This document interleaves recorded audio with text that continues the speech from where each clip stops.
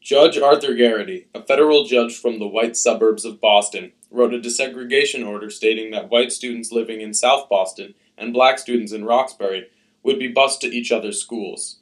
The Garrity order came down June 21, 1974, and was not supported by most white Bostonians. The church offered the people no guidance in how to respond to imposed busing, leading many Bostonians to wonder why the Catholic Church stayed silent in largely Catholic Boston about an issue that was so relevant to the daily lives of most Bostonians. To answer this, we must go back.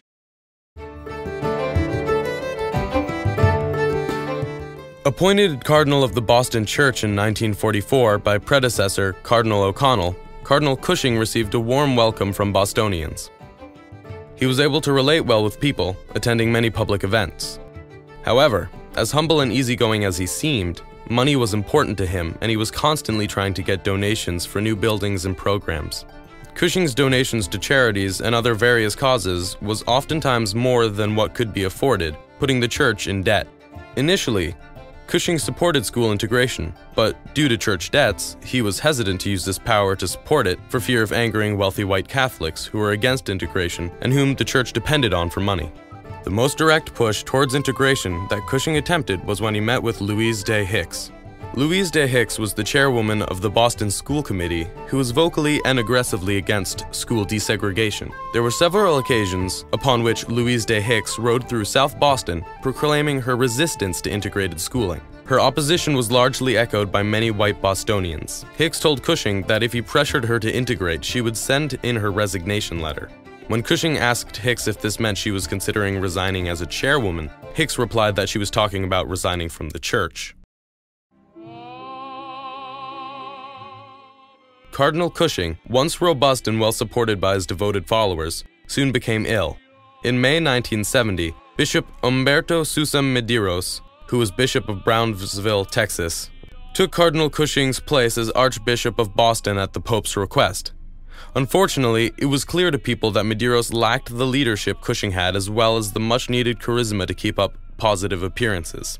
In contrast to Cushing, Medeiros was more devout, traditional, and even slightly pompous. Cushing had been far less formal and much more relatable to the average person from Boston. Medeiros was not nearly as successful at connecting with people, and many people refused to accept the new cardinal based purely on the fact that he was Portuguese. For 124 years, the bishops of Boston had all been from Irish backgrounds. This change in ethnic background was not welcomed by Bostonians, and Medeiros did nothing to help his own relatability, even admitting once to the press that he left a hockey game after deciding that, quote, "It looked like the old Romans in the era, more blood."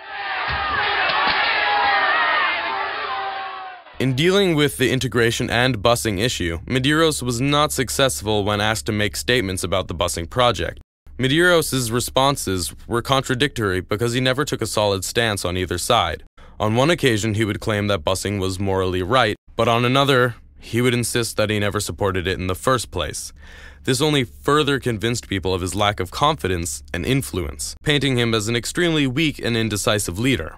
In response to the integration rule, white high school students began skipping school and protesting on the streets. Many parents of South Boston students, forced to participate in busing, enrolled their children in Catholic schools. This was great for the Catholic Church because between the years of 1965 and 1973, enrollment had been decreasing substantially, and Boston Catholic schools were struggling to stay open.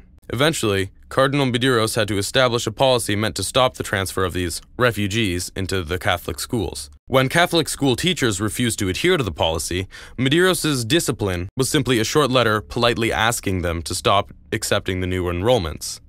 If Medeiros had wanted to show support of integration, he would have made it a point to enforce his policy upon the teachers at these schools and possibly even encouraging students to attend the integrated high school instead. Medeiros should have shown support for one side or the other in a decisive manner. Medeiros' lack of leadership only further marginalized him and limited his influence in a church that was already declining in power. From 1960 to 1978, attendance at Mass dropped from 75% to 55% of Greater Boston Catholics. Some stopped listening to the church's stance on other issues, including birth control. People thought that those suggestions were ridiculous, and they shouldn't have to follow them in a realistic world. Because the church had failed to say anything helpful on these topics, Bostonians decided that they wouldn't listen to anything else the church said, regardless of topic.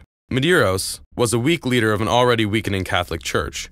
He was unsuccessful in voicing a decisive stance on the integration issue, and what little influence the church had became continually ignored. Both Cushing and Medeiros took political positions out of fear of alienating donors. If they had been less politically inclined and took a decisive stand, as leaders they would have influenced the debate more. By being indecisive, they appeared weak, leaving people with moral ambiguity, which allowed them to act on their fears.